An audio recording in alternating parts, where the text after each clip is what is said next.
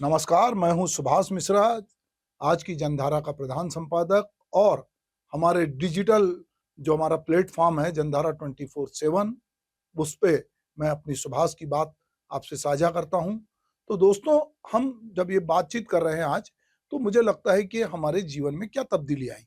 तो तब्दीली जो है बहुत सारी चीज़ों से आती है और ये तब्दीली हमने देखा कि अगर मानव सभ्यता के विकास की हम बात करते हैं, तो हमने देखा कि आग से, फिर चक्के से, फिर इंजन से और उसके बाद फिर इंटरनेट से जो तब्दीली आई उसने पूरे दुनिया को बदल दिया। एक तब्दीली मनोरंजन के क्षेत्र में आई, वो थी पहले सिनेमा आया, फिर टीवी आया और ओटीटी आया। ओटीटी यानी ओवर द टॉप। तो इसने बहुत सारा बदलाव किया है। ओटीटी जिस तरह से सामाजिक बदलाव की प्रक्रिया को धार दे रहा है, उसकी तरफ अभी कम लोगों का ध्यान जा रहा है।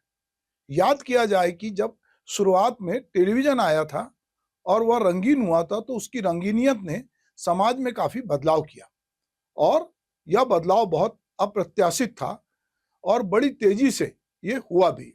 लोगों ने इस बदलाव को महसूस भी किया और बहुत हल्ला मचा था कि टेलीविज़न अश्लीलता फैला रहा है। टेलीविज़न लोगों को एकाकी बना रहा है।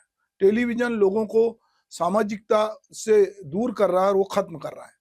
मेल-जोल खत्म कर रहा है। टेलीविज़न अपराध को बढ़ावा दे रहा है, लेकिन इस हल्ले का कोई असर नहीं हुआ। टेलीविज़न सूचना और संचार का एक बड़ा माध्यम था। वह पूरी तैयारी और बड़ी पूँजी के साथ आया था। वह विश्व पूँजी का एक बड़ा हिस्सा था और उसके आगमन की तैयारी में इस तरह के विरोध की आशंका की अनसुनी की जाने की तैयारी शामिल की गई थी। दरअसल शुरुआत में लोग एकाएक इस बात को समझ नहीं पाए थे और टेलीविज़न की खिलाफत करने लगे थे, जबकि मामला टेलीविज़न का नहीं बाजार का था। मामला पूँजी का था। भूमंडलीकरण के दौर की दस्तक हुई थी। टेलीविज़न महज एक माध्यम था और है। ओटीटी इससे आगे की कड़ी है। फ़िल्म बनाना एक बड़े बजट का या बड़े खर्च का माध्यम है। एक फ़िल्म के बनाने में बजट इसलिए बढ़ जाता है कि कलाकार की फ़ीस, स्टूडियो का किराया, टेक्नीशियन का वेतन, मज़दूरों की मज़दूरी यानी कि काफ़ी बड़ा कुनबा और बड़े खर्च के साथ फ़िल्म बनती है, जिसकी सफलता की कोई गारंटी नहीं रहती। ओटीटी ने जो है बड़ी पूँजी को पूँजी निवेश के लिए उकसाया। नेटफ्लिक्स से लेकर अगर हम हॉटस्टार तक की बात करें और बड़ी-बड़ी कंपनियों की, तो इसमें कई कंपनियाँ शामिल हैं। करीब अगर हम भारत की ही बात करें, तो इसमें 57 ओटीटी प्लेटफ़ॉर्म हैं। तो ओटीटी की कंपनियों को कुछ नया सोचना था। टेलीविज़न पे सास-बहू के सीरियलों की सफलता का एक उदाहरण था। इस तरह के सीरियल के अपने तय दर्शक हैं। सीरियल अपने तय समय में आते हैं और उन्हें इस तय सीमा में देखने की व्यवस्था होती थी। यानी कंटेंट और समय, विषय और तय समय की सीमा की बाधा को ओटीटी ने तोड़ा। दूसरा काम ओटीटी ने कंटेंट के माध्यम से किया। ओटीटी ने बहुत जल्दी इस बात को समझ लिया कि भारत में सेक्स बिकता है और कितना भी विरोध कर लें, लेकिन अश्लीलता देखना ही लोग पसंद करते हैं। ओटीटी किसी तरह के सेंसरशिप उस पे है नहीं और ना वो उसको मानता है। तो इसी बात का सबसे ज़्यादा फ़ायदा ओटीटी प्लेटफ़ॉर्म और न्यूडिटी यानी कि नंगेपन और स्त्री-पुरुष के दैहिक संबंधों की अश्लीलता की लगभग ब्लू फ़िल्म से सीरियल बनने लगे। रियलिटी दिखाने के नाम पर गालियाँ और अश्लीलता से भरी फ़िल्में भी आने लगी। यह बहुत बड़ा और डरावना बदलाव था। लेकिन इसकी प्रतिक्रिया वैसी नहीं आई जैसी कि अपेक्षित थी। मामूली से विरोध के बाद समाज और राजनीति के जिम्मेदार लोगों ने इस ओर से नजरें फेर ली। जो अश्लीलता, अभद्रता और फूहड़पन पहले ढकी छुपी स्थिति में था, वह घरों में के बेडरूम से लेकर ड्राइंग रूम तक दाखिल हो गया और अब धीरे-धीरे उसे सार्वजनिक स्वीकृति भी मिलने लगी। हालांकि हर माध्यम के दो पहलू होते हैं। ओटीटी का एक सकारात्मक पहलू यह भी है कि इसने आर्थिक अभाव के चलते प्रतिभाशाली प्रोड्यूसर डायरेक्टर को अवसर दिए। इसी ओटीटी पर जो है प्रतिभाशाली निर्माता निर्देशक ने असरदार फिल्में और सीरियल बनाए। देश दुनिया के साहित्य पर प्रभावशाली फिल्में सामने आई। बड़ी संख्या में लोगों को रोजगार के अवसर मिले। जिन कलाकार, टेक्नीशियन, लेखक, निर्माता, निर्देशक को फिल्मों में अवसर नहीं मिल रहे थे, उन लोगों को ओटीटी पे अवसर मिले और उन्हें इस अवसर को उन्होंने भुनाया भी और बहुत अच्छे रिजल्ट भी दिए। फिल्मों में बजट बढ़ने के कारण, ज्यादा पूंजी लगने के कारण लोग अच्छे विषय पर फिल्म बनाने का जोखिम नहीं लेते थे। यह जोखिम कम बजट ओटीटी पर लिया जाने लगा। दरअसल इस तरह के माध्यम पूंजी की देन होते हैं और अब इसमें काम करने वाले लोगों पर यह निर्भर होता है कि इस माध्यम का वो कितना अच्छा और कितना बड़ा लाभ उठा सकते हैं। बुराई तो हर माध्यम में अवसर तलाशती रहती है। तो अभी हम बात कर रहे थे कि ओटीटी की। अब मैं थोड़ा रुक कर अपनी बात करना चाहता हूँ। मुझे फिल्में देखने का, मेरे जैसे बहुत सारे लोगों को फिल्में देखने का शौक था और फिल्में देखने हम सिनेमा हॉल में जाते थे। सिनेमा हॉल भी बदले। अब वो जो है सिनेमा हॉल, एकल सिनेमा हॉल कम होते गए और हमने देखा कि पीवीआर जैसे सिनेमा हॉल जो हैं, आईनॉक्स जैसे सिनेमा हॉल बने, उसमें सिनेमा देखने जाने लगे। पर धीरे धीरे जैसे रुचि परिष्कृत हुई और तो देखा कि फिल्में कौन सी बन रही हैं, क्या वो देखने लायक हैं, तो फिर आदमी सिनेमा हॉल तक जाने का की तकलीफ क्यों उठाए, अगर वो अपने घर में बहुत कंफर्टेबली अपनी सुविधा से जब भी पॉज लेकर जब चाहे वो ओटीटी प्लेटफॉर्म पर जो है वो फिल्म और देख सकता है, अपने पसंद की बहुत सारी स्टोरी देख सकता है। उसके पास एक बड़ा देखने का माध्यम है। वो देश विदेश की फिल्मों से लेके, सीरियल से लेके बहुत सारी चीजें वो देख सकता है। तो मैं खुद अपने में ये बदलाव देखता हूं कि अब धीरे धीरे हम लोगों ने सिनेमा हॉल में जाना कम कर दिया, जबकि जब तक कि कोई ऐसी फिल्म ना आए जिसके लिए बहुत आग्रह हो कि इसको बड़े पर्दे पे देखना। और बड़े पर्दे की जहां तक बात है, तो अब घरों में भी इतनी बड़ी टीवी का स्क्रीन आ गया है कि उसने बड़े पर्दे की लगभग कमी को पूरा कर दिया। तो निश्चित रूप से लोगों ने अपने घर में बहुत कंफर्ट जोन में वो फिल्में देख रहे हैं ओटीटी प्लेटफॉर्म पर, जो उनको देखना है। और अब जैसा मैंने पहले कहा कि अब पहले तो ये लगता था कि पता नहीं ओटीटी पे कोई हम सीरीज देख रहे हैं नेटफ्लिक्स पे और कब उसमें बेडरूम का सीन आ जाएगा, पर धीरे धीरे लोग अब उसके अभ्यस्त हो गए। अब परिवार उठ के जाता नहीं है, लोगों को मालूम है कि इस पर इस तरह की बातचीत होगी। मैं एक शो आता है सलमान खान का, बिग बॉस जो है वो शो आता है। तो अब ये शो जो है, इसमें हम ये देखते हैं कि बहुत सारे जो वहां पर रियल में लोग होते हैं, उसमें बहुत सारी गाली गलौज अश्लीलता होती है और अब तो 24 घंटे का लाइव आने लगा है। तो उस पर अब बहुत सारे लोग देखते हैं। जब भी देखता हूं कि उसमें एक समय कितने लोग देख रहे हैं, तो मालूम पड़ता है 14 करोड़ लोग देख रहे हैं, कभी मालूम पड़ता है कि 5 करोड़ लोग देख रहे हैं। तो लोगों का इस तरह से एक साथ देखना, और ये भी अपने आप में बताता है कि लोगों को किस तरह की चीजें, यदि गाली गलौज भी हो रही है तो लोगों को उससे मजा आ रहा है। पर लोग देख रहे हैं कि क्या वाकई रियल है, क्या ये कहीं ऐसा तो नहीं है कि ये कुछ स्क्रिप्टेड है। इस पर भी बहुत बातचीत होती है। पर हम देख रहे हैं कि बहुत सारे जो हैं, बहुत सारे शो इस समय ओटीटी के जरिए जो हैं वो आ रहे हैं। तो हम ये कह सकते हैं कि फिल्म और टीवी उद्योग में एक नया युग प्रारंभ हुआ है। इन प्लेटफॉर्म ने रचनात्मकता को नई दिशा दी है और पारंपरिक टेलीविजन और सिनेमा के मुकाबले कंटेंट के वितरण में अधिक लचीलापन और स्वतंत्रता इसने प्रदान की है। इस बदलाव के कारण फिल्म और टीवी इंडस्ट्री में बड़े बदलाव आए हैं, जो आज के समय में स्पष्ट रूप से देखे और महसूस किए जा सकते हैं। ओटीटी प्लेटफॉर्म पर कंटेंट बनाने की स्वतंत्रता, विविधता और नवाचार ने फिल्म और टीवी उद्योग के स्वरूप को बदल दिया है। ओटीटी प्लेटफॉर्म कैसे सिनेमा और टेलीविजन इंडस्ट्री को प्रभावित कर रहे हैं, इससे प्रभाव से रचनात्मकता को कैसी दिशा मिली है, ये भी एक समझने की जरूरत है। और जब हम इस पर बहुत सारी फिल्में देखते हैं, बहुत सारी सीरीज देखते हैं, बहुत सारी स्टोरी देखते हैं, तो हमको लगता है कि अरे ये बहुत ही अद्भुत है और जो हमको कभी पहले संभव नहीं लगता था, पर वो निश्चित रूप से अब ओटीटी के जरिए संभव हुआ है। पारंपरिक टेलीविजन और सिनेमा की तुलना में ओटीटी प्लेटफॉर्म ने फिल्म निर्माताओं और रचनाकारों को बड़ी रचनात्मकता की स्वतंत्रता दी है। पारंपरिक मीडिया में चैनल्स और प्रोडक्शन हाउस द्वारा तय किए गए दिशा निर्देश और विज्ञापन रेटिंग के दबाव के कारण कई विषयों को नजरअंदाज कर दिया जाता था, लेकिन ओटीटी प्लेटफॉर्म ने इन सीमाओं को तोड़ते हुए रचनाकारों को अपनी इच्छा अनुसार कंटेंट बनाने की स्वतंत्रता दी है। इसमें कई तय शॉर्ट टाइम स्लॉट या विज्ञापन के दौरान कंटेंट को रोकने का दबाव नहीं होता। इससे रचनाकार अपनी कहानी को बिना किसी सेंसरशिप के या निरंतर समय सीमा के दबाव के पूरी तरह से पेश कर सकते हैं।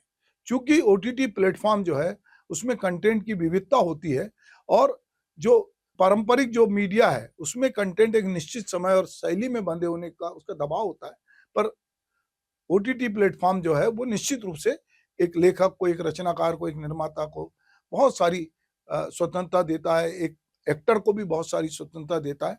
और हम देखते हैं कि अब जो है अलग तरह के कंटेंट को, जिसमें रोमांस है, थ्रिलर है, ड्रामा है, साइंस फिक्शन है, ऐतिहासिक ड्रामा है, अनूठे प्रकार के कंटेंट हैं, ओटीटी प्लेटफॉर्म पर निर्माता अपनी रचनात्मक का पूरा उपयोग करके इस तरह की सामग्री जो पेश कर रहे हैं, जो कि ट्रेडिशनल रूप से यदि हम कहें कि पारंपरिक मीडिया में ये पहले संभव नहीं दिखता था।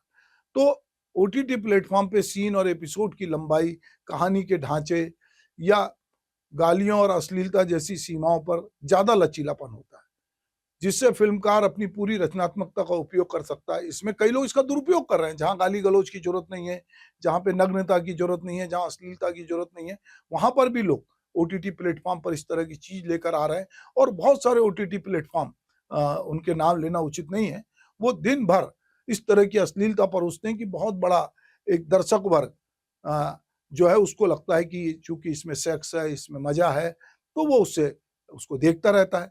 और बहुत सारे लोग इस तरह की चीजें भी बनाते हैं। अभी हम देखते हैं कि ओटीटी प्लेटफॉर्म पर जो है वो पहले लाफ्टर शो आते थे, अब जो है स्टैंड अप कॉमेडी आती है, उसमें भी बहुत सारे लोगों को रचनात्मक स्वतंत्रता है, वो लोग गाली गलौज करते हैं और वो दिखता है। तो लोगों को एक अलग तरह से एक फ्रीडम मिली है, जिसको कहते हैं कि एक रचनात्मक स्वतंत्रता।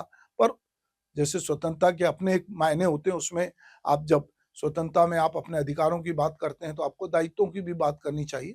पर चूंकि यहाँ पूरा खेल पूंजी का है, तो इसलिए जो लोग पूंजी लगाते हैं वो सोचते हैं कि ये पूंजी हमको बड़े पैमाने पे मिले। अब ओटीटी प्लेटफॉर्म पर जो बहुत सारे प्लेटफॉर्म है, जिस पर कि हम अगर उनकी बात करें, तो अगर हम डिज्नी हॉट स्टार की बात कर सकते हैं, अमेजॉन प्राइम की बात कर सकते हैं, नेटफ्लिक्स की बात कर सकते हैं, हम जियो सिनेमा की बात कर सकते हैं, ऐसे बहुत सारे, सोनी लाइव की बात कर सकते हैं। तो इस पर हमको बहुत बार बहुत सारे देश दुनिया में जो मैच होते हैं वो लाइव देखने मिलते हैं, हमको बहुत सारी चीजें इस पे देखने को मिलती है। और बहुत सारा नवाचार होता है जहां पर कि एक रचनात्मक स्वतंत्रता होती है। तो निश्चित रूप से दर्शकों को अब नए प्रकार के कंटेंट का अनुभव भी होने लगा है, जो पहले बहुत कम था। तो ओटीटी प्लेटफॉर्म ने न केवल टीवी उद्योग को बदल दिया है, बल्कि सिनेमा के अनुभव को भी नया रूप उसने दिया है। अब लोग सिनेमा घर में फिल्म देखने की बजाय अपने घरों में, जैसा मैंने खुद के बारे में अपने कहा, कि आराम से ओटीटी प्लेटफॉर्म पर जो है अपनी सुविधा अनुसार जब भी उनको समय मिलता है वो उसको देखते हैं। जब उनको जहां रोकना होता है वो रोकते हैं, और उसके बाद जब उनके पास अवसर होता है वो उसको देखते हैं। तो निश्चित रूप से ओटीटी प्लेटफॉर्म ने सिनेमा को भी अधिक विविध और प्रयोगात्मक बना दिया। अब निर्माता छोटे बजट की ओर नॉन मेन स्ट्रीम फिल्मों की को भी जो ओटीटी पे रिलीज कर सकते हैं, और जो सिनेघर में पहले मुश्किल होती थी। अगर हम छत्तीसगढ़ी सिनेमा की बात करें तो यहाँ का अभी जो फिल्म के लोग हैं इसी बात के लिए लड़ते हैं कि हमारे फिल्मों के लिए सिनेमा हॉल में जगह होनी चाहिए, जो आईनॉक्स है वहाँ एक तय होना चाहिए, नियम बनना चाहिए। तो कई बार ये खतरा होता है कि आपकी फिल्म कब रिलीज होगी। बहुत सारी फिल्में बनती हैं जो डब्बा बंद हो जाती हैं क्योंकि वो रिलीज नहीं हो पाती। तो और चूंकि रिलीज अब पूरे ऑल ओवर इंडिया के अलावा जो कहना चाहिए कि पूरे देश दुनिया में होती है, तो जिनके पास बड़ी पूंजी होती है वो पहले से सिनेमा हॉल एक एक साल पहले से जो है वो बुक कर लेते हैं, उनका उनके साथ अनुबंध होता है। तो जो बेचारे छोटे निर्माता निर्देशक हैं वो कई बार अच्छी फिल्म बनाकर भी इंतजार करने बैठे रहते हैं। और बहुत सारी अच्छी फिल्में जिनकी बातचीत होनी चाहिए वो व्यावसायिक फिल्मों के पब्लिसिटी में दब जाती है। अभी हम लगातार जब अच्छी फिल्मों की बात कर रहे थे तो हमारे अपने चैनल पर हमारे मित्र हैं अजीत राय, उन्होंने 2024 की बहुत सारी उम्दा फिल्मों की जानकारी जो है आर्टिकल के रूप में हमारे साथ साझा की।